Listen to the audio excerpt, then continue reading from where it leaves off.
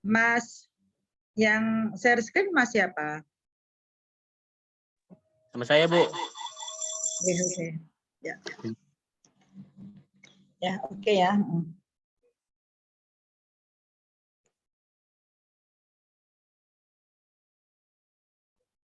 Sebentar Ibu, HP ini rada error. Sebentar ya. Nah, oke. Bisa terdengar suara Bu Ati enggak ya? Benar, Ibu. Bisa, Ibu. Jadi sudah masuk semua nggih. Jadi untuk pertemuan pertama Bu Ida sudah masuk ke berapa ya kemarin?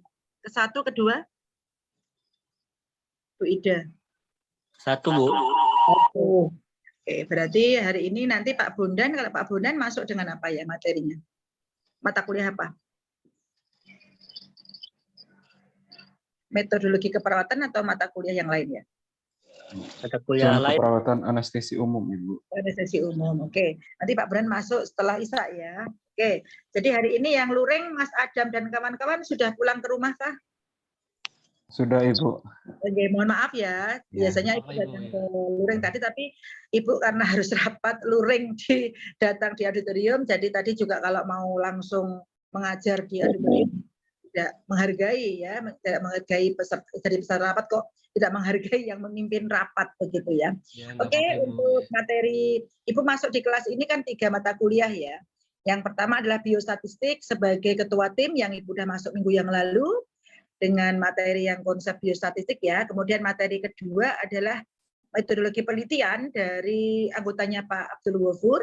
Kemudian yang ketiga ini metodologi keperawatan anggotanya Ibu Ida Magdalena ya. Jadi pada sore hari ini, Mbak. Oke, pada sore hari ini ketemu dengan Bu Ati lagi dengan metodologi keperawatan. Bagian Ibu sesuai dengan RPS adalah pengkajian keperawatan anestesiologi. Jadi bagaimana pengkajian ketemu pasien ya yang dianestesi, baik itu pre-anestesi, intra-anestesi, dan post-anestesi. Ya, oke. Aduh, sebentar ini kok ada telepon masuk ini. Sebentar ya.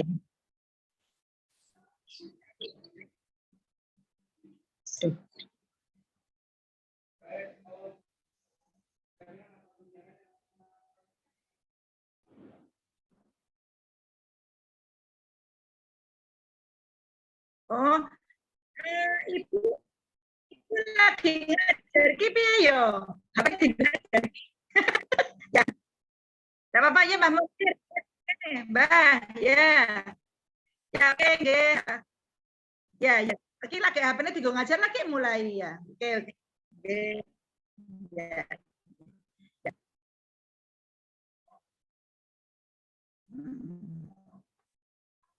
Ya wes, engko tak telepon ya oke. Ya oke oke oke.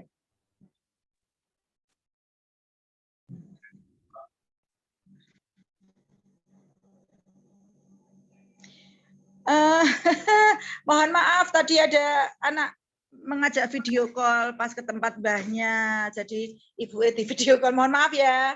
Halo. Ya, Bu. Ya, Bu. Nggak apa-apa, Bu. Ya, nggak apa-apa, Bu. Oke, ya, oke. Terima kasih Mas di share screen berikutnya, slide berikutnya ya.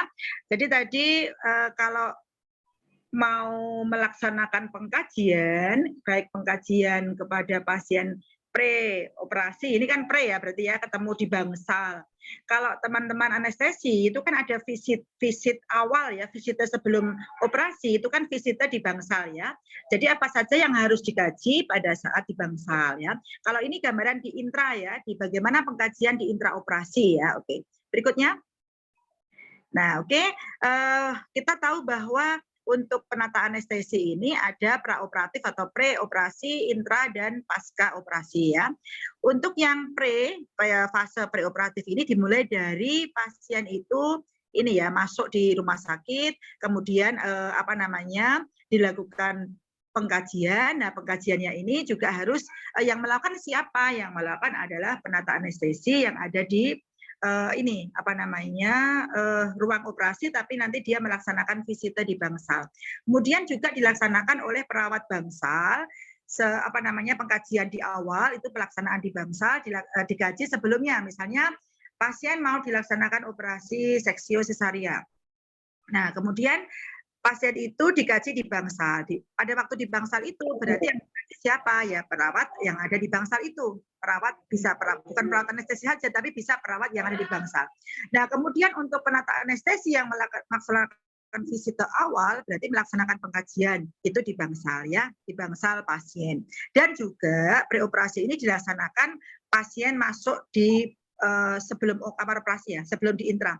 Jadi masuk di ruang tunggunya kamar operasi itu kan nanti pasien dibawa ke kamar operasi.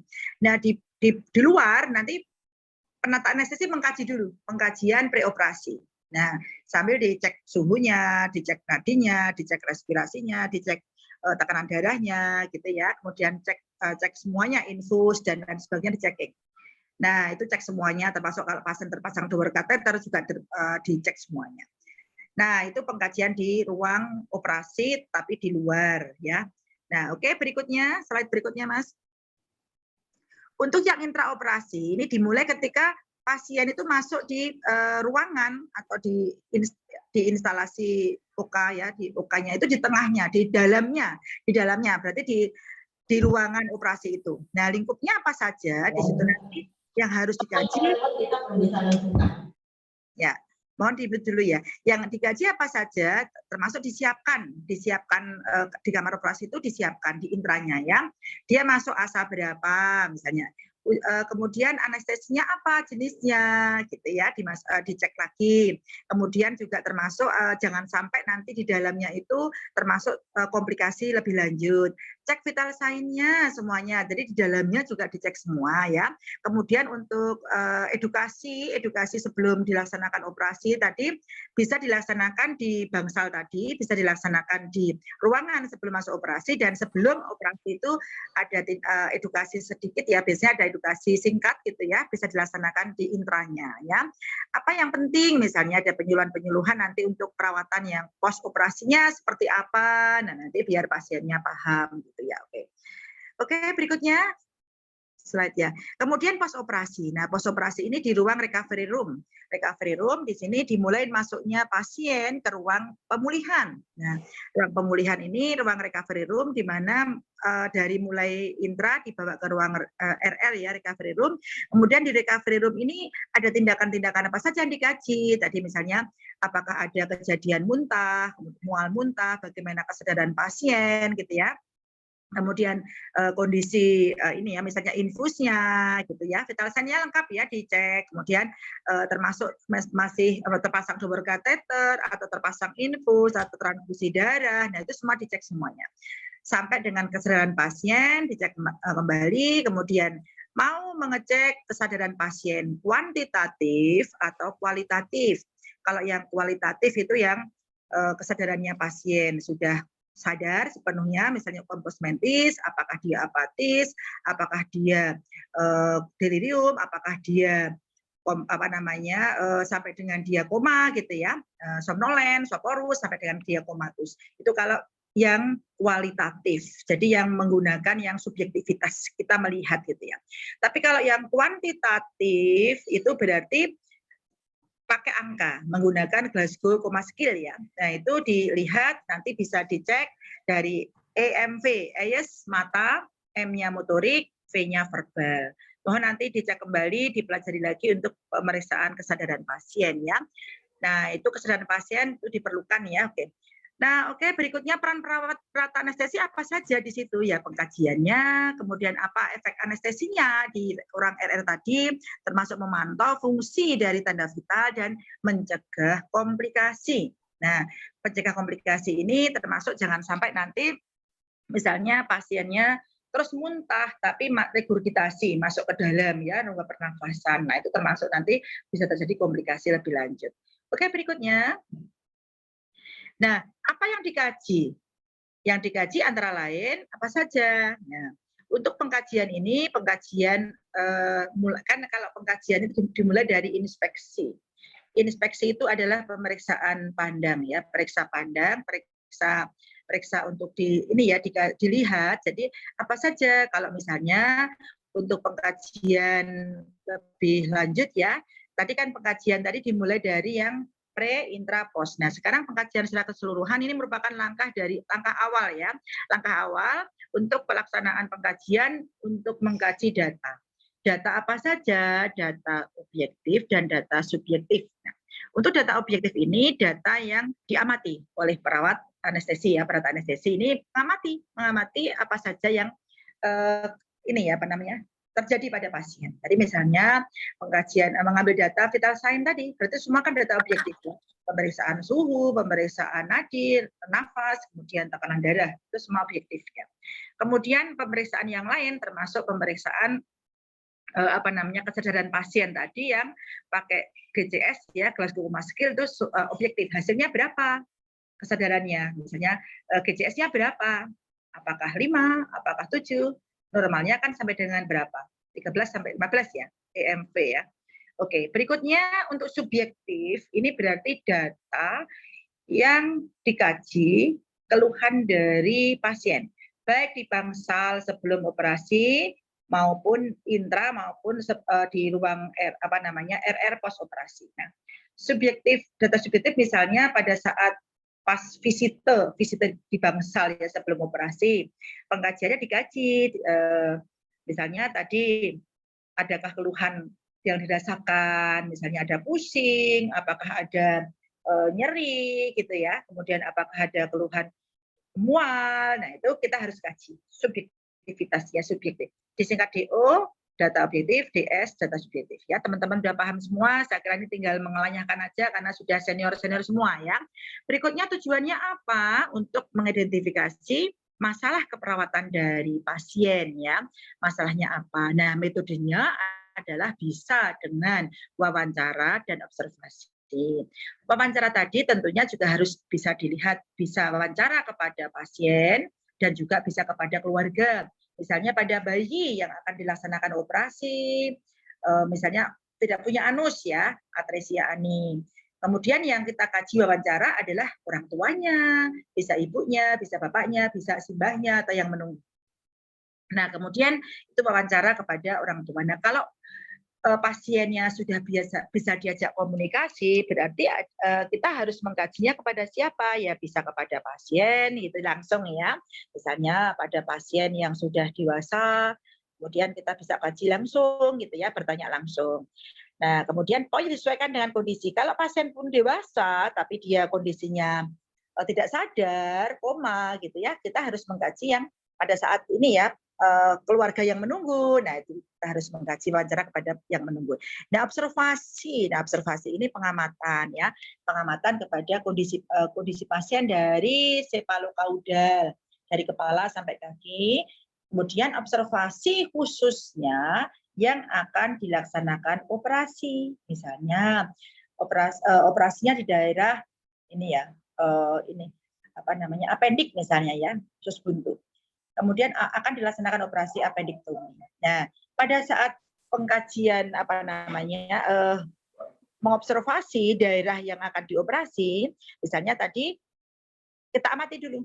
Nah, inspeksi. Kemudian dilanjutkan dengan apa? Misalnya kalau abdomen itu kan inspeksi urutannya ya. Kalau pengkajian fisik, pemeriksaan fisik adalah inspeksi, kemudian harusnya ya inspeksi yang urutannya yang normal, inspeksi, palpasi, perkusi, auskultasi terakhir. Tetapi khusus abdomen, urutannya adalah inspeksi dulu, kemudian auskultasi, kemudian perkusi, dan terakhir adalah palpasi. Jadi untuk abdomen, biar tidak terjadi auskultasinya itu bermasalah setelah dipegang-pegang, dipalpasi gitu ya. Itu urutan keduanya yaitu auskultasi. Nah, contoh tadi untuk yang appendektomi tadi mau dilaksanakan operasi tadi. Berarti kan bagaimana cara memeriksa daerah yang akan dioperasi itu tambahannya ya. Apakah perut misalnya abdomen dibagi pakai 9 region ya, 9 itu 9 tempat atau kuadran. Kalau kuadran berarti dibagi 4 ya, Oke, berikutnya yang paling penting adalah untuk pengkajian tadi kan pemeriksaan fisik ya dari inspeksi. Inspeksi itu periksa pandang. Kalau palpasi itu periksa raba ya, diraba, dipalpasi. Bisa palpasi ringan, bisa palpasi dalam. Kalau ringan itu palpasi namanya light palpation, palpasi ringan. Kalau palpasi dalam namanya deep palpation ya. Nah, kemudian untuk pengukuran, termasuk pengukuran kalau tadi fisik tadi ya, inspeksi palpasi, perkusi itu yang ketuk dengan ini ya, pemeriksaan apa namanya, suara-suara yang ada dengan ketukan getaran gitu ya. Kalau untuk auskultasi yang dengan stetoskop ya. Nanti ada di sebelah bawahnya ya. Nah, kalau pengukuran, ini pengukuran di awal di bangsal biasanya akan diukur berat badannya, tinggi badannya gitu ya, tergantung kondisi. Kalau kondisinya tidak memungkinkan, ya berarti apa namanya, ditanyakan berat badan terakhir, kemudian tinggi badan terakhir begitu ya. Tapi kalau memungkinkan ada penimbangan yang bisa dipasang di bawah tempat tidur ya, misalnya nanti bisa dilaksanakan. Kemudian untuk identifikasi data yang lain. Nah, untuk pengukuran misalnya pada bayi ya, pada bayi yang mau dilaksanakan operasi, harus pemeriksaan antropometri lengkap misalnya. Berarti ada pemeriksaan panjang badannya, berat badannya, lingkar kepalanya, lingkar lengan atas, lingkar dada, lingkar perut. Ada 6 yang harus diukur. Nah, itu kalau bayi yang akan dilaksanakan operasi harus lengkap pengukuran antropometrinya. Nah, gitu ya. Kemudian untuk identifikasi data senjang ini juga harus dikaji, nanti akan dirumuskan untuk perumusan masalah keperawatan anestesiologi. Oke, slide berikutnya, Mas. Ya, pengkajian keperawatan ini merupakan tahap awal dari proses keperawatan. Jadi semua diawali dengan pengkajian dulu, tidak langsung membuat diagnosa, tidak langsung melaksanakan tindakan, tidak langsung merencanakan, ya, melaksanakan, tidak langsung evaluasi, tapi diawali dengan pengkajian lebih dahulu.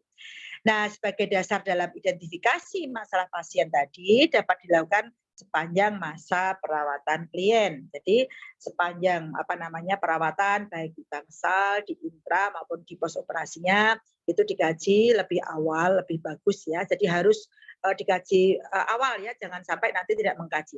Berikutnya. Ya, adapun tujuan dari tahap pengkajian ini mendapatkan data yang sesuai dengan kondisi klien saat dikaji. Dan riwayat kesehatan tentunya riwayat sebelumnya. Misalnya, kalau anak-anak misalnya mau dilaksanakan operasi, karena anak-anak ini kan bermasalah ya, biasanya ada permasalahan hospitalisasi di rumah sakit. Anak cemas, anak ketakutan gitu ya, kemudian hanya menangis gitu ya. Sehingga di sini nanti pengkajian lebih awal sebelumnya, apakah anak pernah dioperasi sebelumnya, apakah pernah dirawat sebelumnya, itu akan menentukan anak ke arah untuk ini ya, hospitalisasi pada anak. Nah, kalau orang tua tidak masalah ya, misalnya kadang-kadang orang tua kalau sudah dewasa, kemudian dia punya pengalaman operasi sebelumnya itu mudah gitu ya. Tapi kalau pasien-pasien dewasa belum mempunyai masalah sebelumnya, tidak pernah dirawat, itu juga termasuk permasalahan karena dia baru pertama kali, belum pernah mengenal dioperasi seperti apa, edukasinya nanti juga harus disesuaikan dengan kondisi pasien. Apakah punya riwayat sebelumnya yang dioperasi atau belumnya atau tidak. Nah, kemudian juga nanti akan diidentifikasi masalah kesehatan, baik itu fisik, kemudian mental, sosial, dan spiritual. Nah, terutama teman-teman anestesi yang ada di bangsal dan ada di visit awal di bangsal maupun di kamar operasi di ruang tunggu maupun di intraoperasi maupun di pos operasi. Yang paling penting adalah persiapan pengkajian awal ini, pengkajian fisik dari pasien, mentalnya, sosialnya, dan terutama spiritual. Nah, spiritual ini terutama teman-teman nanti mengajak berdoa dulu ya sebelum dilaksanakan operasi. Nah, baik pada pasien maupun pada keluarganya, tolong nanti juga harus diberikan edukasi ataupun bimbingan untuk spiritual sesuai dengan agama masing-masing, agama Islam, Katolik, Kristen, Hindu, Buddha. Tentunya di rumah sakit ada rohaniawan. Nah, tapi teman-teman penata anestesi sesuai dengan agama bisa melatih, mendampingi untuk berdoa bersama-sama berdoa ya sesuai dengan agama masing-masing ya. Oke, slide berikutnya.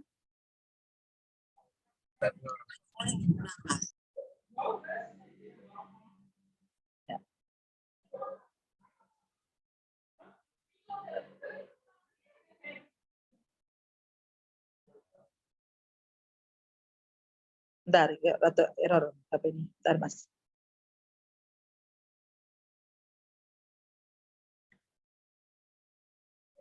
Ya, dari teman-temannya kelihatan nggak ya? Ya. Nah, komponen dari tahap pengkajian, di sini ada pengumpulan data, analisa data awal ya, kemudian penentuan masalah kesehatan. Nanti masalah diagnosa keberatan akan disampaikan Bu Ida atau Pak Bondan ya, Mas. Tolong nanti dilihat RPS-nya ya, oke. Oke, berikutnya. Ya.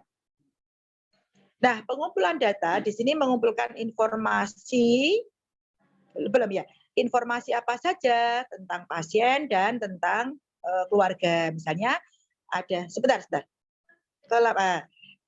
Kekuatan dan kelemahan pasien kita harus gali, termasuk analisis kebutuhan tadi ya, dilakukan secara sistematis ya. Jadi mulai pasien itu masuk sampai dengan mendapatkan pelayanan keperawatan di kamar operasi. Karena ada yang operasi sito ya teman-teman, misalnya ada operasi seksio sesaria sito. Jadi harus dilaksanakan karena ada ketuban pecah dini, kemudian sudah harus dilaksanakan operasi. Nah itu di OK-nya UGD biasanya ya dilaksanakan seperti itu, sehingga pengkajian di UGD-nya di IGD itu cepat ya karena langsung ada tindakan khusus untuk operasi. Tapi kalau ada tindakan operasi yang terjadwal itu berarti kan ini operasinya itu besok pagi jam 8. Pasien masuk hari ini ya, hari jam siang misalnya. Ada tindakan-tindakan sebelumnya, gitu ya, data sebelumnya dikaji, dibangsa, baru dilaksanakan di kamar operasi. Nah, tapi tadi yang langsung di OK-nya UGD itu teman-teman penata anestesi tentunya pengkajiannya lebih cepat ya. Pertama kali ketemu di UGD langsung dilaksanakan pengkajian secepatnya, kemudian langsung ada tindakan operasi. Oke, berikutnya. Ya. Kemudian di sini yang paling penting nanti dalam pengumpulan data itu harus tahu ya teman-teman semua bagaimana tujuan mengumpulkan data itu. Dan data apa saja yang diperlukan. Nah, datanya apa saja? Baik itu data untuk vital sign, data yang objektifnya apa saja, data subjektifnya apa saja, itu dilengkapi semuanya.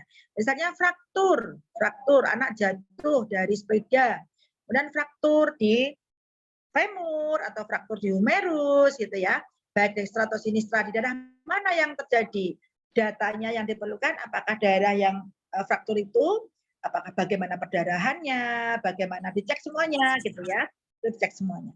Kemudian sumber data, ada sumber data primer, ada sumber data sekunder. Primer itu berarti dari pasien langsung.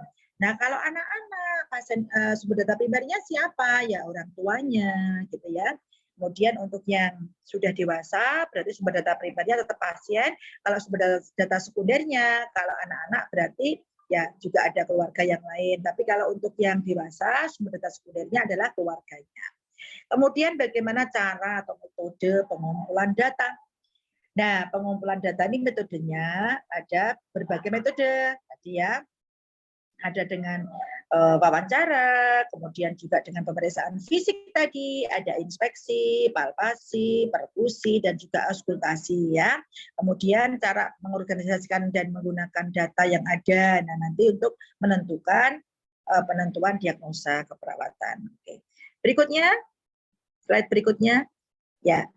Nah, di dalam pengumpulan data ini ada kriteria, harus lengkap datanya. Tidak boleh data itu kurang lengkap, apalagi tindakan operasi, berarti data lengkap, data laboratorium, HB-nya berapa, perlu darah tidak, ini pasiennya yang akan dilaksanakan operasi, golongan darahnya apa, nah dipersiapkan betul gitu ya, kalau datanya pasien. Kemudian perlu nggak transfusi, infus tadi, cara infusnya apa gitu ya, dilengkapi. Dan sistematis, jadi mengkajinya tadi, pengumpulan datanya sistematis ya, mau sipalo-kaudal, mau per sistem gitu ya, per sistem juga bisa. Format yang digunakan ini harus disesuaikan dengan kondisi lapangan. Apa di rumah sakit tentunya teman-teman sudah ada masing-masing format pengkajian ini ya, format pengkajiannya. Berikutnya Untuk yang lain, saya kira teman-teman juga bisa mengkaji pasien tadi dengan data itu aktual betul dan valid. Jadi jangan sampai tidak valid, tidak aktual. Jadi betul-betul diperiksa, dicek betul ya, jangan sampai keliru. Contoh, ini nanti obatnya itu misalnya nanti sebelum tindakan operasi atau obat anestesinya apa, obat yang diberikan apa, dosisnya, itu betul-betul harus disiapkan. Ya, oke. Berikutnya, ya jenis data ada subjektif, ada objektif ya. Kemudian tadi ada data primer, ada sumber data sekunder. Oke, lanjut. Nah, untuk yang subjektif ini ada data yang diperoleh dari pernyataan pasien tadi dan klien. Kalau anak-anak tentunya belum bisa ya, khususnya yang belum bisa komunikasi, bayi, kemudian 3 tahun ke bawah itu kan sulit diajak komunikasi. Tapi kalau sudah anak prasekolah, misalnya 3 tahun sampai 5 tahun, atau sampai 6 tahun, itu sudah bisa komunikasi, bisa diajak ditanya. Adik misalnya yang sakit mana, dia bisa nunjuk, kemudian dia bisa menyampaikan walaupun ini ya kata-katanya singkat tidak terlalu panjang gitu ya. Tapi kalau pada bayi 3 tahun ke bawah yang dikaji hanya harusnya orang tua, keluhan dari orang tuanya itu menyampaikan anak menangis terus misalnya gitu ya. Kemudian juga ada keluhan apa lagi dikaji. Nah, kemudian juga bagaimana masalah kesehatan yang dialami oleh pasien. Lanjut. Nah, contoh data subjektif itu misalnya anak yang sudah bisa bicara ya, saya tidak enak badan. Yang sudah dewasa ya menyatakan ada nyeri, ada pusing, misalnya gitu ya, kepala berputar-putar, terasa berputar-putar. Kemudian ini kalau makan itu pahit mulut saya. Nah, itu menyampaikan, itu ada rasa. Badan saya kok seperti melayang-layang, terus perut saya perih, perut saya nyeri, luka operasi, ini darah operasinya nyeri. Nah, itu nanti bisa dikaji lebih lanjut data subjektivitas, jadi keluhan dari pasien dan keluarga. Oke, lanjut. Nah, di mana data subjektif ini tidak selalu berupa pernyataan.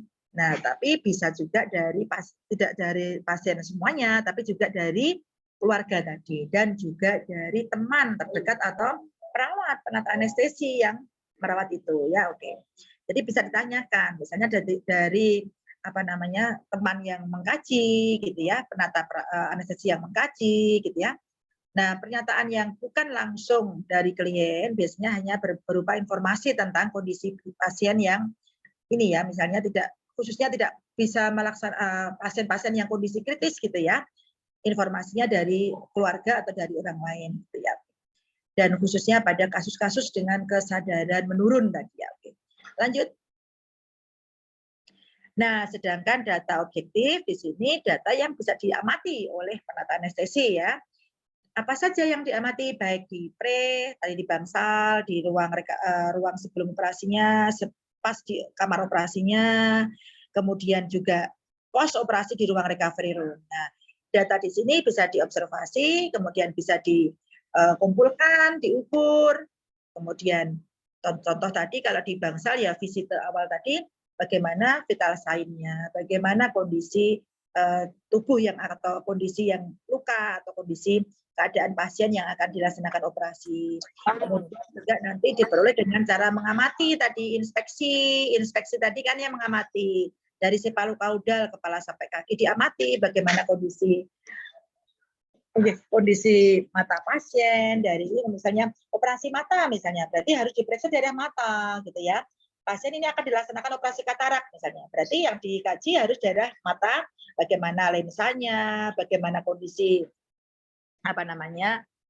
kondisi daerah sklera, retina, kemudian konjungtiva gitu ya lengkap. Kalau daerah telinga ya diperiksa baik telinga luar maupun telinga dalam, itu dikaji di inspeksinya. Kalau daerah yang akan dioperasi daerah perut, daerah abdomen, mau dilaksanakan kolostomi misalnya atau dilaksanakan operasi apendik atau seksio sesarea, berarti daerah yang diamati ada daerah abdomen, daerah jantung, dada, punggung misalnya gitu ya. Kemudian daerah yang luka yang ada fraktur daerah femur dekstra sinistra diperiksa gitu ya. Nah itu pakai objektivitas. Jadi bagaimana perdarahannya diamati ya. Oke, itu contoh-contoh kasus yang ada. Nanti ditekankan karena ini pengamatan langsung ditekankan yang akan dilaksanakan operasi. Selain itu juga tadi kan cephaloclaudal seluruh semua ya, per sistem juga, tapi juga nanti yang ditambahkan adalah fokus di daerah operasi. Ya, oke. Ya, oke. Berikutnya, slide berikutnya ya. Ya, ini contoh data yang objektif tadi ya. Nah, tadi vital sign jelas. Monggo dituliskan tekanan darahnya berapa, nadi, suhu, respirasi, contohnya gitu ya.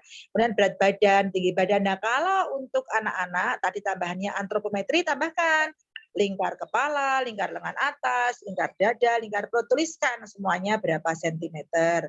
Kemudian karena ini diperiksa juga bagaimana fesesnya, bagaimana urinnya. Kalau misalnya buang air besar, bagaimana diamati fesesnya itu, data objektifnya tuliskan. Feses misalnya cair, kuning kekuningan misalnya, atau kehitam-hitaman, coklat kehitam-hitaman, atau kehijau-hijauan misalnya. Kemudian terdapat pembesaran limpa tidak, ada pembesaran jantung, misalnya gitu ya. Kemudian kalau terpasang ini ya, urin tampung ya, atau dipasang double kateter ya, balans cairan tentunya diukur balans cairannya berapa. Dalam 24 jam itu urin outputnya berapa mililiter dalam 24 jam. Nah, kalau misalnya ada darah perut yang dilaksanakan operasi, ada nyeri tekan tidak darah yang ditekan tadi, baik menggunakan palpasi dalam atau palpasi ringan. Kalau palpasi ringan itu, sebentar ya, bentar.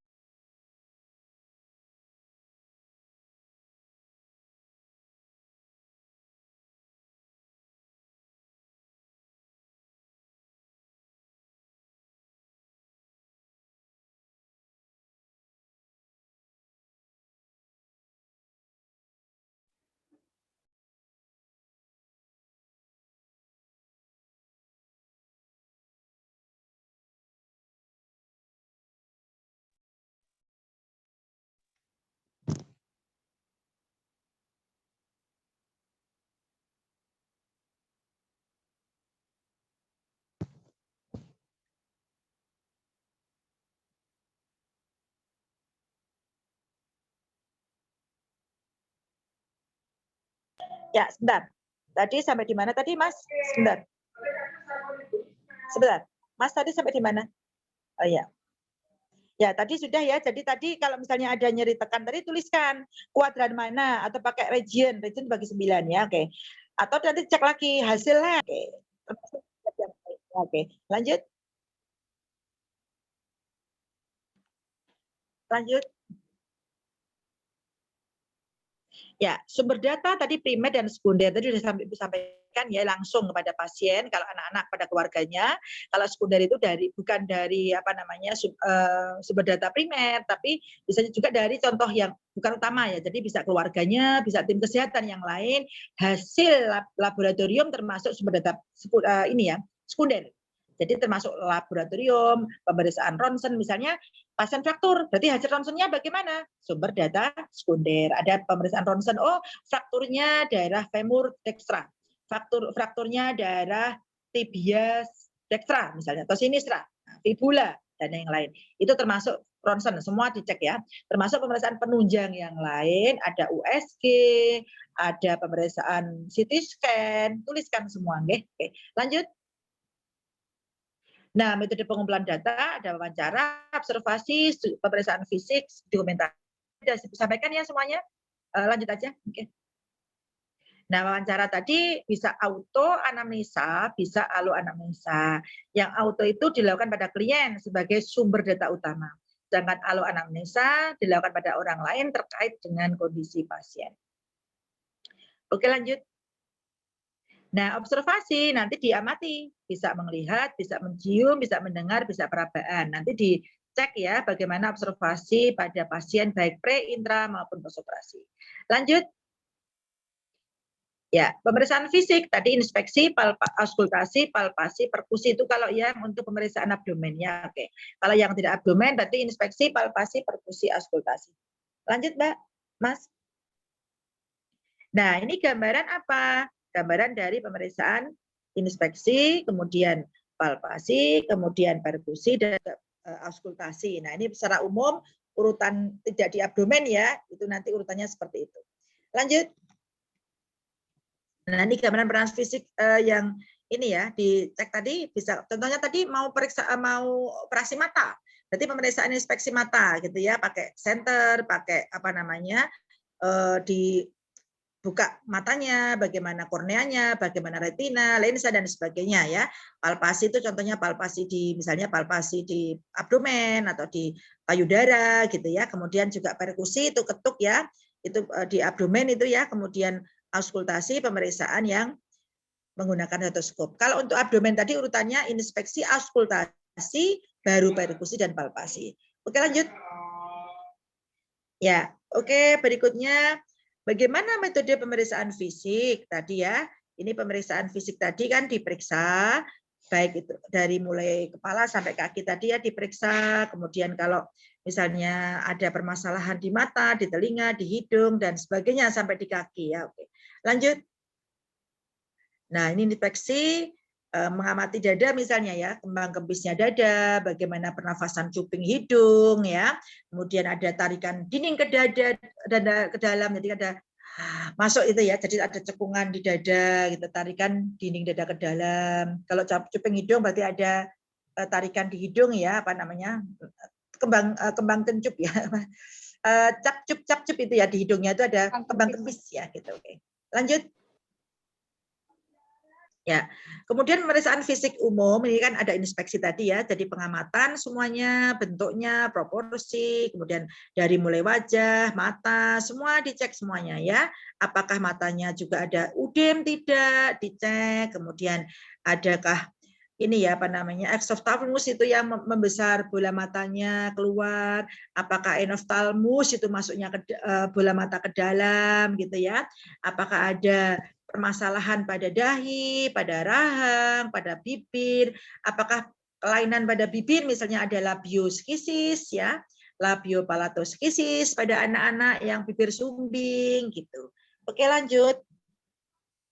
Ya. Inspeksi di sini nanti bisa diamati juga tadi dengan adanya misalnya jari tabuh itu yang ada udem gitu ya. Apakah ada sianosis, warna kebiru-biruan, adakah udem pada muka, apakah udemnya anasarka, itu keseluruhan udem gitu ya. Apakah ada bendungan, nah dicek semuanya. Oke, lanjut berikutnya.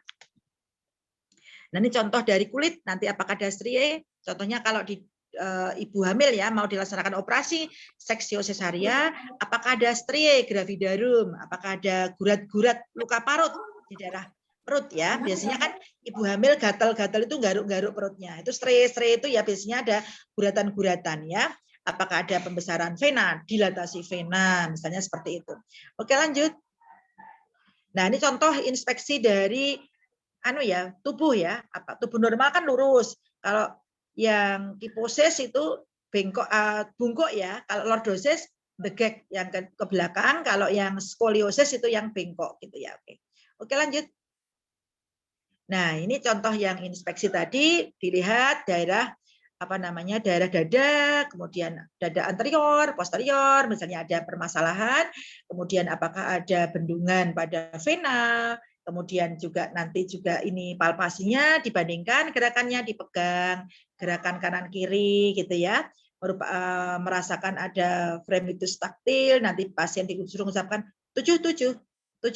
Nah, posisikan kedua tangan pada pemeriksaan dada posterior ya. Oke.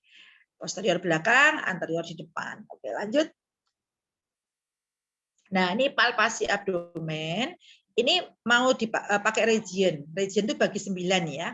Jadi di situ ada yang paling kalau yang tengah itu kan umbilikal. Region umbilikal itu berarti kan di pas umbilikus ya. Kemudian epigastrik di atasnya umbilikus, bawahnya hipogastrik ya. Kemudian ada kanan atas, kanan tengah kanan, bawah kanan ya. Kemudian kiri bawah, kiri tengah, kiri atas. Nah, itu nanti itu region. Jadi dibagi 9, daerah mana yang terkena misalnya daerah appendix. Appendix berarti daerah mana?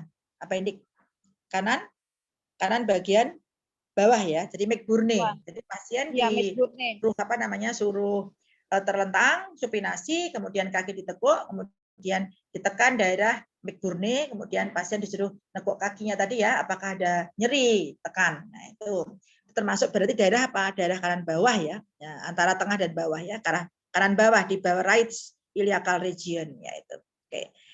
Oke, berikutnya. Nah, ini yang kuadran. Kuadran itu bagi 4 ya, abdomen.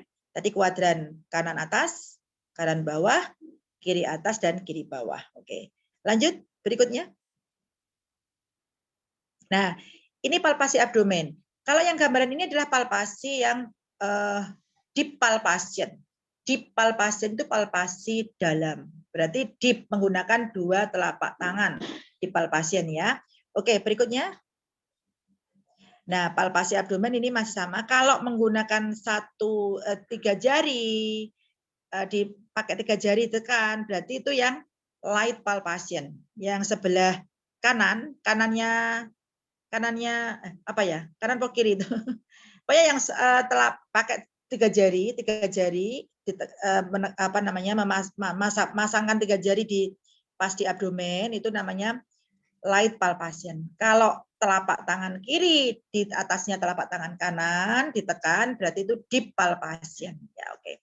Lanjut. Nah, ini ini yang kalau 3 jari itu berarti light palpation ya. Kalau menggunakan 2 telapak tangan berarti deep palpation. Oke, lanjut. Nah, ini palpasi payudara juga ada. Kalau sadari ya, periksa payudara sendiri. Kemudian nanti pada waktu mau dilaksanakan operasi, nah dicek dulu di daerah mana benjolannya. Nah, itu. Hati-hati yang laki-laki biasanya nanti dikira pelecehan seksual ya, padahal itu kita meriksa ya teman-teman yang laki-laki ya. Perhatikan betul bagaimana cara pemeriksaan payudara, jangan sampai nanti pasien membuat gaduh atau melaporkan penata anestesi berbuat serong atau pelecehan seksual, padahal itu meriksa ya teman-teman, hati-hati sekali.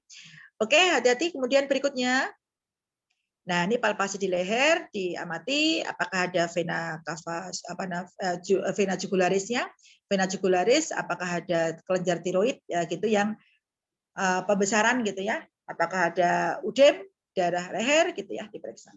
Oke, lanjut. Tadi terutama yang leher tadi untuk operasi tiroid ya. Oke. Berikutnya yang palpasi dada. Nah, ini di palpasi kanan kiri apakah sama gitu ya. Kemudian naik turunnya diafragma itu gitu harus sambil pengamatan juga gitu ya. Oke. Lanjut. Nah, perkusi di sini contoh perkusi di daerah punggung misalnya. Berarti tangan kiri diletakkan, kemudian tangan kanannya mengetuk ya, perkusi. Periksa ketuk ya, diketuk ya. Oke. Lanjut. Nah, ini contoh perkusi di mana perkusi ini mengetuk ya untuk membandingkan kiri dan kanan itu apakah ada kelainan.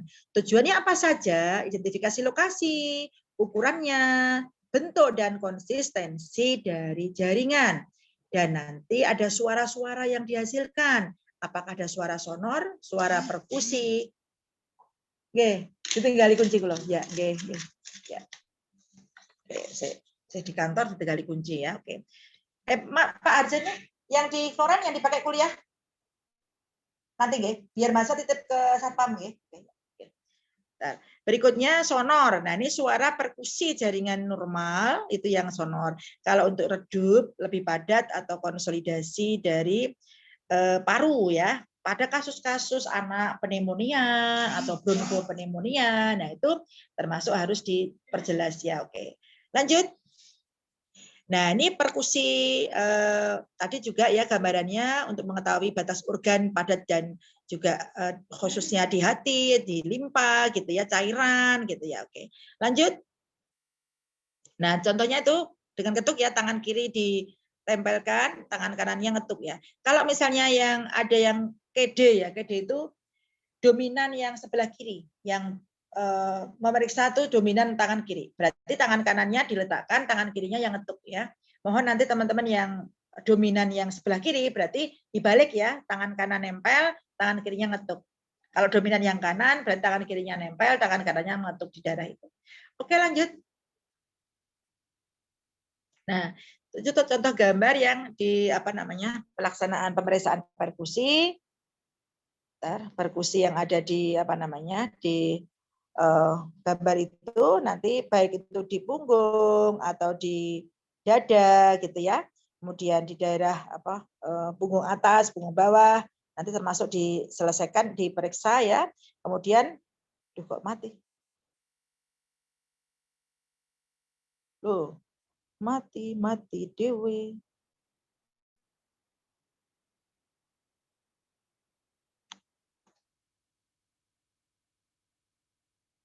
Ya, oke, mati sendiri. Ya, oke, ini gambaran yang perkusi ini ya, punggung bagian posterior, belakang ya. Nah, sama caranya, kemudian diketuk ya, oke. Dirasakan ada suara-suara apa saja. Oke, lanjut. Nah, ini perkusi paru juga di daerah dari posterior ya, oke.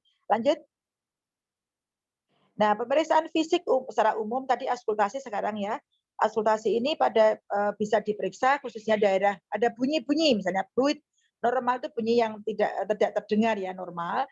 Tapi kalau ada terdengar, bila terjadi kelenjar tiroid, misalnya ada dampak peningkatan, biasanya aktivitas itu juga ada terdengar suara-suara, dan auskultasi biasanya juga ada pemeriksaan dari jantung maupun di pembuluh darah ya, diperiksa. Oke. Lanjut. Nah, ini auskultasi, teman-teman nanti sesuaikan dengan pemeriksaannya ya. Kemudian stetoskop tadi sebelum ditempelkan diusahakan dihangatkan dulu ya. Dihangatkan dulu, kemudian diletakkan ya. Kalau misalnya mau mendengarkan darah yang cekung, berarti yang stetoskopnya yang atas ya, yang cekung ya. Kalau yang datar, berarti menggunakan yang stetoskop yang datar. Karena ada dua muka itu ya. Oke. Monggo teman-teman disesuaikan aja. Udah pada pintar-pintar semua. Lanjut. Nah, ini pemeriksaan auskultasi diletakkan di daerah misalnya katup mitral lah, katup trikuspidal, dan katup aorta, dan katup pulmonal. Nah, itu letaknya di garis midclavicula, sinistra interkostal 5. Nanti dihitung ya, daerah itu kan ada interkostalnya ya, di garis apakah di garis sternalis dextra, interkostal, yang kedua, nah itu dipaske. Termasuk pada saat mau pemeriksaan EKG ya, elektrokardiografi ya, itu ada kardiogram. Nanti juga dipasangkan, nanti hati-hati pemasangan elektrodenya itu. Oke, berikutnya. Nah, ini gambaran auskultasi juga. Nah, ini pemeriksaannya di mana saja, di atas, di tengah, kanan bawah, kanan atas ya. Oke. Kanan, ya, oke, jangan kiri juga ya, oke. Lanjut. Nah, itu yang kiri, oke, lanjut. Nah, oke, lanjut. Nah, bentar, auskultasi yang tadi gambar yang satunya. Yang tadi untuk dewasa ya. Nah, untuk anak-anak ya. Untuk anak-anak, nah ini sambil diajak tawa, biasanya anak-anak kan muncul dampak hospitalisasi. Berarti sebelum dilaksanakan operasi, misalnya ada pemeriksaan auskultasi, anak biar tidak nangis, berarti harus diajak komunikasi, dikasih terapi bermain dulu, misalnya stetoskopnya dikasih mainan sehingga dia tertarik gitu. Ada bonekanya gitu ya, warnanya warna-warni, ada biru, hijau maupun ungu atau pink gitu ya, sehingga anak tertarik. Pas diperiksa nggak nangis. Kalau diperiksa nangis biasanya kan ada suara-suara tangisan, itu kan masuk di situ nanti ada. Oke, lanjut. Yang untuk anak-anak kita sama ini anak-anak juga di bagian posterior. Oke, lanjut. Tadi anterior. Oke. Nah, ini untuk yang di daerah auskultasi abdomen, berarti kalau dewasa tidak ada permasalahan, biasanya kan tidak ada muncul dampak hospitalisasi ya. Oke. Lanjut. Itu tadi yang pemeriksaan di bangsal ya, visitor. Nah, sekarang bagaimana studi dokumentasi? Nah, studi dokumentasi ini data yang diperoleh dengan cara melihat catatan medik dari pasien. Nah, teman-teman anestesi, nanti kalau mau dilaksanakan operasi, tindakan operasi sebelumnya, visitor di bangsal, dicek betul bagaimana rekam medisnya. Dari mulai dapat apa saja sih obatnya, kemudian tindakannya apa saja, dicek dulu. Jangan sampai nanti tidak dicek tapi tindakan salah gitu ya. Termasuk dosis obatnya salah, obatnya salah. Nah, itu bermasalah nanti pada pasien ya. Kemudian hasil pemeriksaan radiologi. Nah, dicek dulu pada saat mau dioperasikan ada lampirannya ya, lampiran untuk ini, lampiran pemeriksaan. Berarti lampiran pemeriksaannya dilampirkan hasil pemeriksaan ronsen. Misalnya dia frakturnya di daerah paha, femur daerah kanan ekstra. Dilihat dulu, benar enggak ini? Oh, di daerah mana ini yang dilaksanakan tindakan operasi? Nah, itu contoh hasil USG juga hasil pemeriksaannya. Hasil pemeriksaan ini ya apa namanya? CT scan. Nah, nanti diperiksa juga. Nah, semuanya sehingga nanti teman-teman anestesi bisa cek dulu rekam medisnya itu lengkap belum. Nah, termasuk diisi data laboratoriumnya, dicek. Lah, ini kok laboratorium belum diisi? Padahal sudah ada hasil laboratorium. HB-nya berapa? Golongan darahnya apa?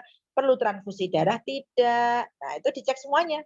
Dicek teman-teman semuanya ya, sebelum dilaksanakan operasi di bangsal maupun pada waktu dibawa ke ruang operasi, di luarnya, ruang tunggunya, sebelum masuk di intra, dicek semuanya. Lengkap belum? Kalau belum lengkap, disampaikan kepada perawat ruangan yang membawa pasien tadi.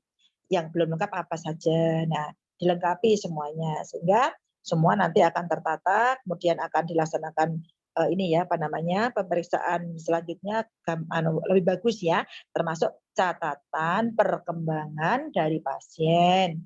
Dan baik itu catatan perkembangan dari dokter, kemudian dari perawat di bangsal, dari penata anestesi, kan semua ada ya, dicek semuanya. Oke, lanjut.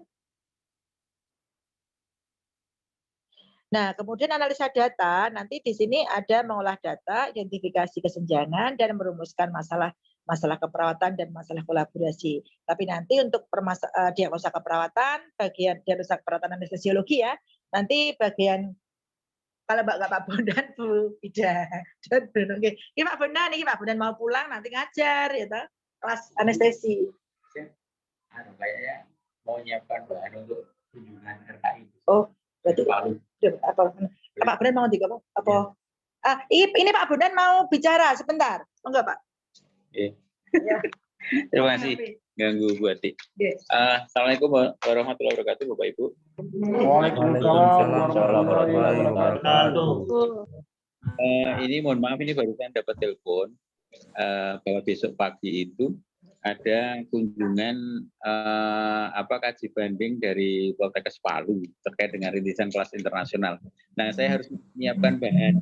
Jadi nanti malam izin saya belum bisa masuk ya. Saya tak nyiapkan bahan untuk besok. Ya, diganti lain waktu ya. Iya, Pak. Ya, Pak. Oke, Pak. Siap, Pak. Provinsi. Iya, harus pulang. Iya, matur nuwun. Assalamualaikum. Waalaikumsalam warahmatullahi wabarakatuh. Ya. Nah, ini namanya pengelola dengan dosen, tugas double. Jadi teman-teman harus memahami ya gitu. Jadi tadi harusnya buat jam 2 masuk, tapi tadi sama Mbak Jenita itu tadi, Mbak Jen ya, di apa namanya? Di auditorium karena harus hadir. Nah, bagaimana posisi harus hadir? Dan seperti ini Pak Bondan harus menyelesaikan tugas padahal rumahnya jauh Klaten, berarti 1 jam lebih sampai di rumah sana harus menyelesaikan, besok pagi presentasi ya. Jadi teman-teman pahami, nanti diganti minggu depan mawon ya, nggak apa-apa. Halo.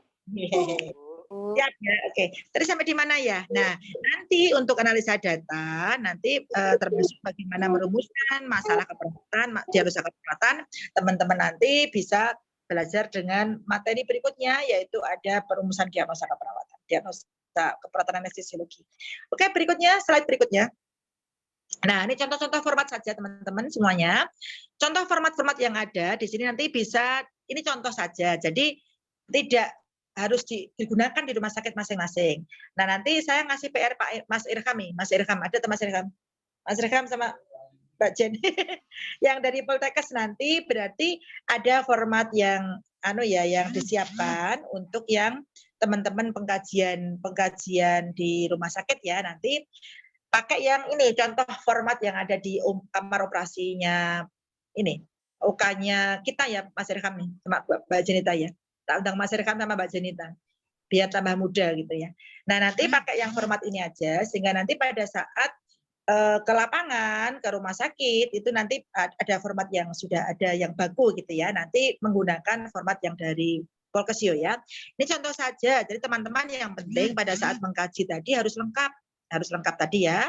Kelengkapan pengkajian, kalau tidak lengkap akan terjadi kesalahan pada atau merumuskan diagnosa keperawatan itu salah ya gitu ya. Tolong dicek semuanya, dilengkapi semuanya ya, diperiksa semuanya. Misalnya tadi ada permasalahan nafas ya, berarti bagaimana kondisi jalan nafasnya, kemudian bagaimana misalnya dadah mulutnya, lengkapi semuanya, semua dilengkapi. Kemudian juga ada tadi kalau misalnya pasien ini ada apa namanya suara-suara ronki, kemudian ada bagaimana pemeriksaan yang di leher misalnya, nah semuanya ya dari Cephalocauda lengkapi semuanya. Monggo dilengkapi sesuai dengan format di rumah sakit masing-masing. Nah pada saat penelitian nanti ya misalnya pada saat mengambil data pasien untuk dilakukan penelitian atau dilakukan pengambilan data untuk kasus ya, itu harus melengkapi dan tentunya juga menyesuaikan dari rumah sakit masing-masing. Namun tadi PR untuk Mas Irham dan Mbak Jenita tadi, Mas Irham khususnya nih mohon nanti yang di UK nih karena penanggung jawab UK-nya Mas Irham yang untuk UK di Lab Polkesio ya. Nanti dilengkapi betul, mungkin kekurangannya apa bisa ditambahkan. Nanti kekurangan-kekurangan atau masukan-masukan dari teman-teman yang dari senior-senior ini kan semua dari senior semua. Nanti kurangnya apa bisa dilengkapi sehingga bisa bagus untuk formatnya pengkajian sampai dengan perumusan diagnosa, sampai dengan nanti merencanakan, kemudian pelaksanaan pakai lembar observasinya, lembar apa namanya, implementasi, sampai dengan nanti lembar evaluasi ya terakhir ya. Itu mohon nanti dilihat kembali kalau ada masukan-masukan bisa diberi masukan dari teman-teman ya semuanya. Lalu teman-teman sudah pengalaman semua. Lanjut berikutnya yang untuk slide, nah ini contoh-contoh juga bagaimana format pengkajian lengkap ya nanti teman-teman identitas pasien. Kalau untuk yang di rekam medis harus lengkap namanya, rekam medisnya nomornya, terus lengkap diagnosa medisnya, diagnosa sebelum operasi apa, diagnosa masuk operasi tindakannya apa, lengkapi semua. Terus kalau ada apa namanya hal yang lain nanti bisa ditambahkan. Yang paling penting juga adalah kalau nanti pada saat mengkaji itu ada kekurangan, bisa nanti ada hasil yang belum misalnya, oh ini yang kurang kok asanya belum dimasukkan ya, berarti ya, tambahkan di situ asa berapa gitu ya. Termasuk nanti ada beberapa tindakan operasi dituliskan ya, tindakan operasinya apa, teruskan apakah dia apa namanya terpasang infusnya apa, tetesannya berapa, kemudian transfusi dan lain sebagainya, termasuk golongan darahnya tadi ya. Oke. Lanjut berikutnya. Ya. Nah, ini juga contoh format pengkajian, jadi nanti bisa dimodifikasi ya. Modifikasi ini bisa contoh-contoh yang ada bisa ditambahkan gitu ya. Nah, berikutnya termasuk nanti teman-teman yang mau penelitian yang membuat instrumen pengkajian pada kasus dengan seksio sesaria misalnya.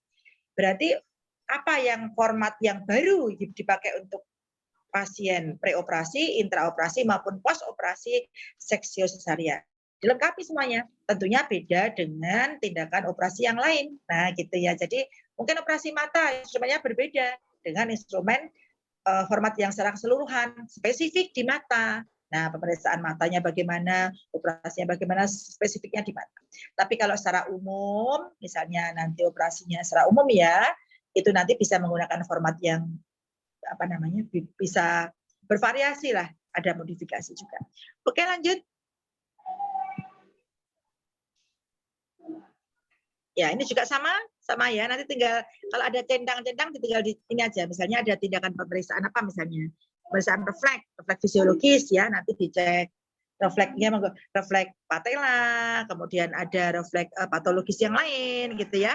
Terus nanti dicek lagi penglihatan, dicek bagaimana pupil matanya.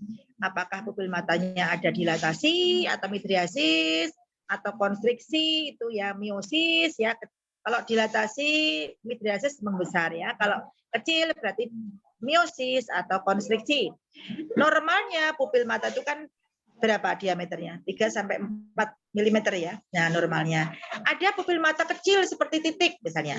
Oh, setelah dioperasi pupil matanya mengecil seperti titik. Berarti namanya pinpoint. Nah, tuliskan di situ. Nah, bagaimana kondisi dari ini ya, apa namanya? Pupil. Kemudian yang lain, sklera, konjungtivanya, pendengarannya bagaimana? Apakah terjadi gangguan pendengaran pada pasien? Nah, itu semua dilengkapi. Jangan sampai ada yang ketinggalan pada format pengkajian ya. Aku ditinggal sama siapa? Oh iya. Bayi, iya bisa. Sebentar. Oke. Tinggal pulang ini sebentar guys, sebentar. Ya, tadi sampai di mana ini? Nah, oke, berikutnya tadi misalnya ada kelainan di hidung misalnya. Dicek ya hidungnya dan kebersihannya, semuanya dicek semuanya lengkapi sampai dengan kelengkapan pemeriksaan yang lainnya, inspeksinya, palpasinya, perkusinya dan juga auskultasinya. Termasuk sebelumnya itu termasuk ada permasalahan makan tidak gitu ya. Oke. Lanjut. Ya, ini masih sama format-format pengkajian gitu ya. Nanti teman-teman bisa menggunakan contoh-contoh aja ini ya. Nah, itu. Dan jangan sampai lupa nanti ada inform consent ya, inform consent yang harus dilengkapi oleh pasien sebelum dilaksanakan operasi itu dilengkapi ya. Di bangsal itu harus ada tanda tangan di atas putih ya, tanda tangan dari keluarga yang bertanggung jawab dan tanda tangan perawat atau penanganan anestesi atau dokter yang ada di bangsal ya. Nanti dicek lagi terus format inform consent-nya harus disiapkan pada kasus-kasus tindakan operasi terutama ya, itu tindakan operasi harus lengkap. Siapa tahu nanti kalau disalahkan itu ada bukti di atas bukti otentik bahwa ada tanda tangan menyetujui tindakan operasi apapun tadi, operasinya kolostomi, operasi apendik, operasi misalnya katarak atau yang lain ya. Oke. Lanjut. Nah, contoh kasus ini ada Ibu Rima datang ke rumah sakit memeriksakan anaknya 1 tahun yang tampak kurus, pucat dan sangat lemah. Ibu Rima mengatakan anaknya sejak tadi pagi mengalami diare lebih dari 10 kali, warna feses kuning encer, anaknya tidak mau makan atau minum, hanya menangis terus. Ibu Rima tadi tampak sangat khawatir dan bingung karena suaminya tidak ikut ke rumah sakit karena sedang dinas di luar kota. Oke, slide berikutnya. Nah, yang bahan diskusi tadi coba sekarang, data mana yang termasuk data subjektif, mana yang objektif. Nah, yang mana yang subjektif? Coba dibuka tadi yang slide tadi, Mas. Nah, oke. Yang mana yang subjektif? Halo? Berarti yang mana? Ibu. Ibu Rina mengatakan anaknya sejak tadi siang mengalami diare. Itu subjektif, oke. Kemudian yang lain apa? Ibu sangat khawatir, Ibu gitu ya. sangat khawatir ya. Rina tampak sangat khawatir, Bu. Warna feses kuning encer. Itu objektif, Pak. Data apa? Subjektif apa objektif? Objektif, Bu. Objektif, Bu. Kalau perawatnya melihat, berarti warna fesesnya kuning encer dilihat berarti data objektif. Tapi kalau Objektif, pucat, sangat lemah, tampak kurus. berarti bisa subjektif, itu ya. Objektif. Kurus, sangat lemah. Kalau sangat lemah berarti sangat dan kurus tak data apa? Objektif. Kan dia bisa ya. Ya, oke. Anaknya tidak mau makan minum. Yang menangis. Berikutnya, Mas. Slide berikutnya tadi. Ya. Kemudian yang perlu ditanyakan lagi apa? Nanti tambahkan data yang lain termasuk masalah yang bisa disimpulkan. Oke, lanjut.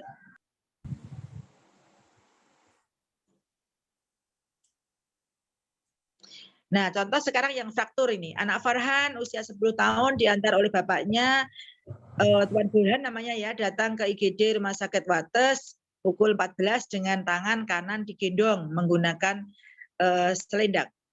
Tuan Burhan mengatakan anaknya jatuh dari sepeda waktu pulang sekolah dan tangan kanan tidak bisa digerakkan. Kemudian digendong menggunakan selendang dan dibawa ke IGD. Anak menangis kesakitan, tidak mau makan dan minum.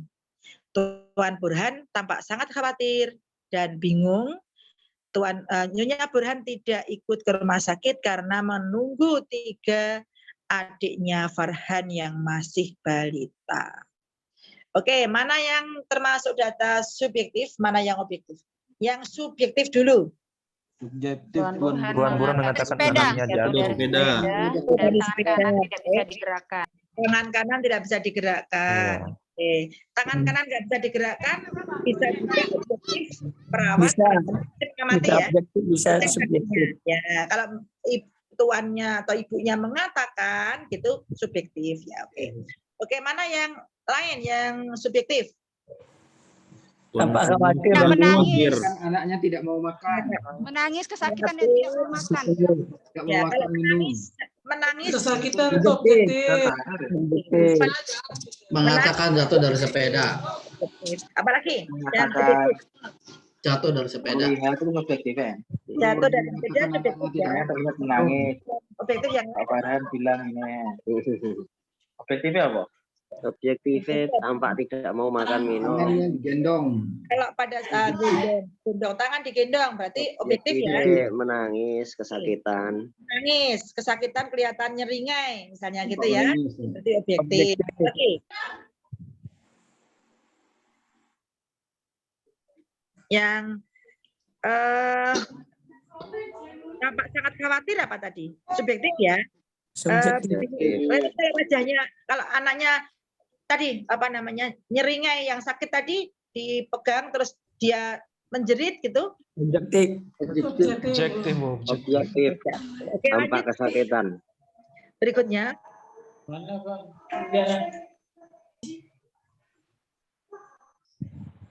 Nah, bahan diskusi sudah, lanjut Bapaknya.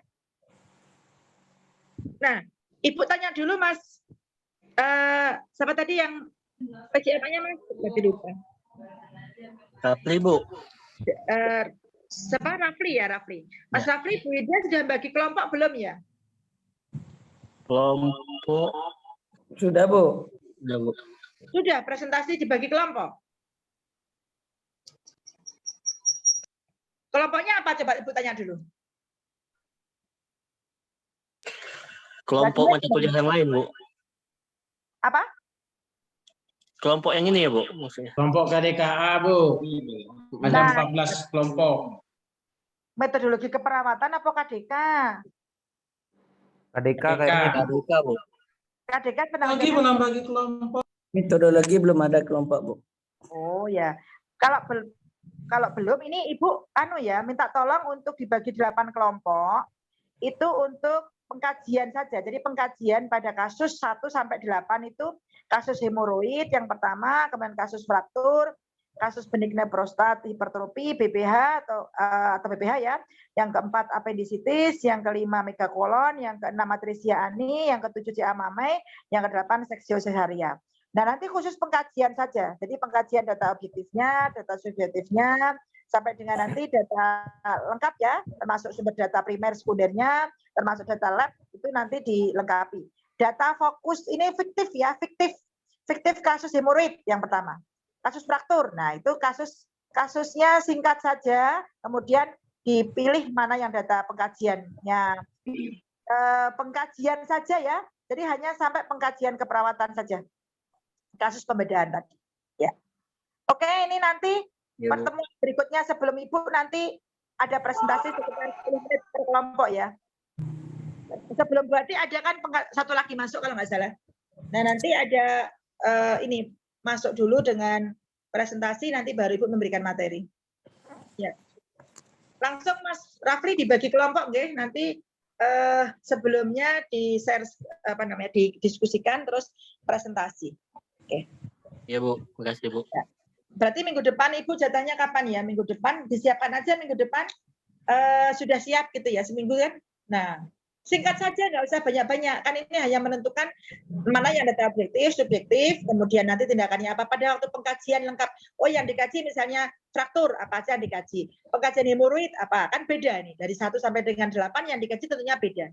Data fokus pengkajiannya berbeda ya. CA mamai tentunya nggak sama dengan megakolon, perut, mamai, susu, payudara kok disamakan kan begitu. Dari 1 sampai 8 tentunya pengkajiannya tidak sama. Pengkajian per fokus masing-masing. Mas Rafli jelas belum? Sudah, Bu.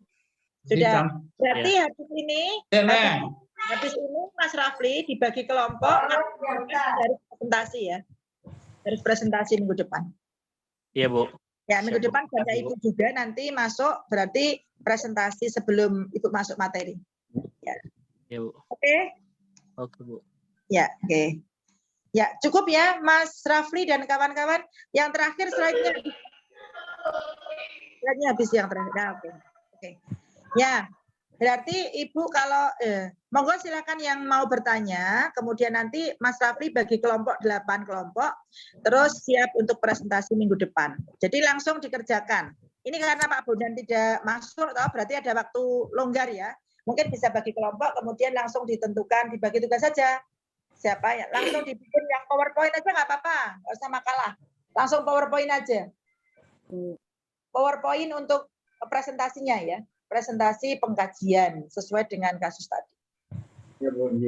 Tapi jadi nggak usah membuat makalah, nggak apa-apa, langsung presentasi dalam bentuk PowerPoint, nanti yang dikirim ke Ibu PowerPoint-nya. Ya, Bu. Ya, oke.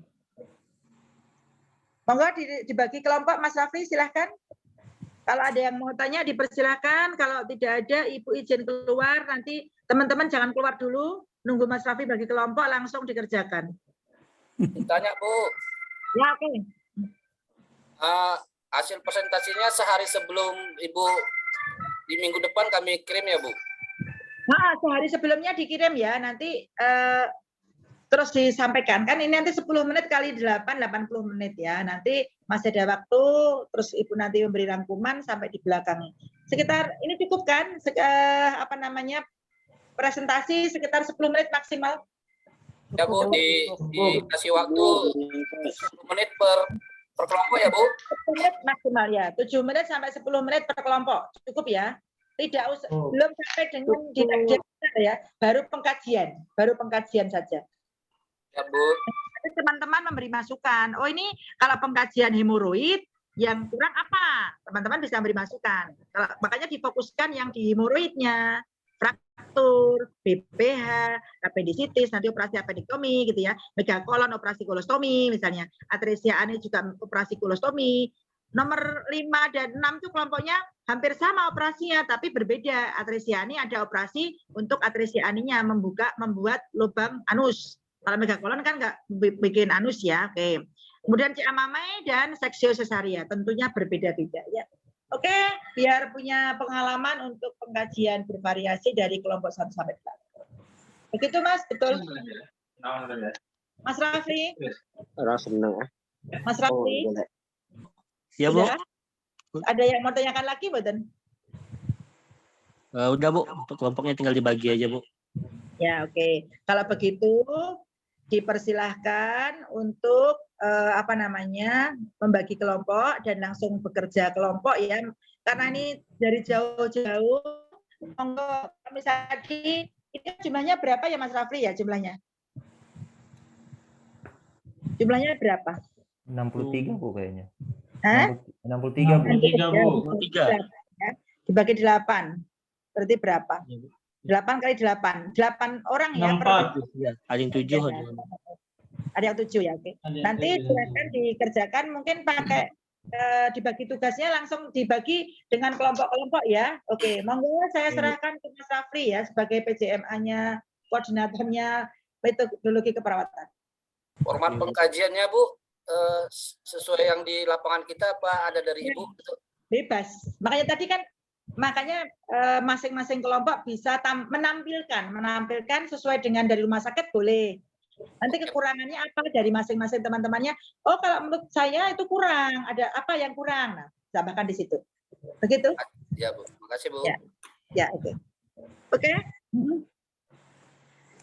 Ya. Silakan kalau tidak ada pertanyaan lagi diserahkan ke ini ya, saya serahkan ke Mas Rafli selaku PJMA-nya, koordinatornya. Ya, oke. Ya, Ibu. Mas, aku lihat dulu ya. Yang nanti kalau gini teman-teman, nanti kalau mengingatkan kembali dosen itu sehari sebelumnya ya. Jadi biar tidak tidak tempuk-tempuk dengan mata kuliah yang lain gitu. Karena kan ini kan banyak kelasnya ya, prodinya banyak. Terus kadang tempuk gitu ya. Jumat itu saya tempuk juga mata kuliah yang biostat juga, apalagi ya nanti kan tempuk-tempuk. Mohon nanti teman-teman yang PJMA siapapun dosennya tolong diingatkan sebelumnya. Ya, biar tidak numpuk atau tidak tempuk di jam atau juga bisa mengatur waktu gitu ya. Oke, saya kira itu. Monggo Mas Rafli mau tanya lagi siapa? Monggo silakan. Cukup, Bu. Ada yang bertanya? Hah? Cukup, Bu, cukup. Oh, cukup. Oke, matur nuwun sangat. Ya, dipoto dulu Mas. Di slide foto dulu.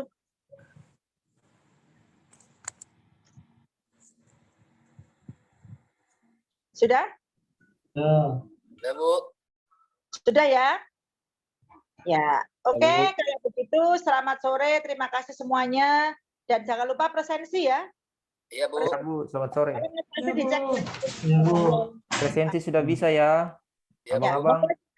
Saya akhiri. Selamat sore. Assalamualaikum warahmatullahi wabarakatuh. Waalaikumsalam warahmatullahi wabarakatuh. Oke ya. Ya, Bu. Ya, Bu. Jalan, Bu. Nggih, Bu, nggih. Abang-abang, saya sudah bisa isi absensinya, sudah aktif itu. Udah aktif ya absensinya. Tinggal ini kan apa namanya? Bisa absensi. Tinggal di Ada yang belum bisa nggak?